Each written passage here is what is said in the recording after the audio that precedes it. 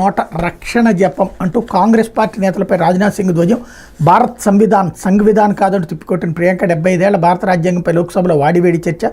కొద్ది రోజులుగా వాయిదాల పర్వం కొనసాగిన లోక్సభలో శుక్రవారం సుదీర్ఘ సంవాదం కొనసాగింది. 75 ఏళ్ల భారత రాజ్యాంగంపై దివ్య పదంపై ప్రారంభమైన 2 రోజుల చర్చ అధికార విపక్ష పార్టీల పదునైన ప్రసంగాలతో వేడెక్కింది. అధికార పక్షం తరపున తొలుత చర్చను ఆరంభించిన రక్షణ మంత్రి రాజ్నాథ్ సింగ్ కేంద్రంలో కాంగ్రెస్ ప్రభుత్వాల విధానాలను దుయ్యబట్టారు.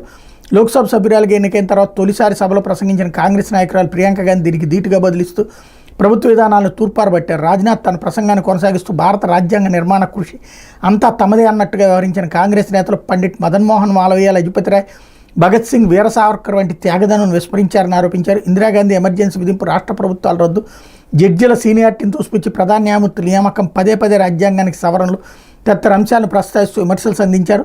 రాజ్యాంగాన్ని రక్షించాలంటే ఇప్పుడు కొందరు కాంగ్రెస్ నేతలు ఆ పుస్తకాలను జేబులో పెట్టుకుని తిరుగుతున్నారని, చిన్నప్పటి నుంచి వాళ్ళు ఏమీ నేర్చుకోలేదంటూ చురకలు వేశారు.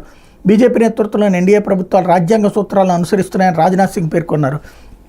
రాజ్యాంగంపై విపక్షాల తరపున కాంగ్రెస్ పార్టీ నేత ప్రియాంక గాంధీ చర్చను మొదలుపెట్టారు. కాంగ్రెస్పై రాజ్నాథ్ విమర్శలను తిప్పికొట్టారు. మోడీ ప్రభుత్వం గత 10 ఏళ్లుగా రాజ్యాంగాన్ని విచ్ఛిన్నం చేయడానికి అన్ని ప్రయత్నాలు చేసిందంటూ వాగ్బాణాలు సంధించారు. ఇటీవల లోక్సభ ఎన్నికల్లో బీజేపీకి మెజార్టీ వచ్చుంటే రాజ్యాంగాన్ని మార్చేదని ఆరోపించారు. సంబల్, మణిపూర్లో జరిగిన హింసాత్మక సంఘటనలపై మోడీ స్పందించలేదంటూ ప్రియాంక ఆక్షేపించారు. రాజ్యాంగం అంటే సంఘ్, ఆర్ఎస్ఎస్ రూల్ బుక్ కాదని చెప్తూ భారత సంవిధానం అని ప్రధాని మోడీ సరిగా అర్థం చేసుకోలేదన్నారు.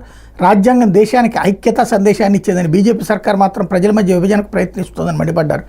ఈవీఎంలతో కాకుండా బ్యాలెట్ పత్రాలతో ఎన్నికలు నిర్వహించాలని సవాల్ విసిరారన్నటువంటి వార్తని హైలైట్ చేశారు. నిరసన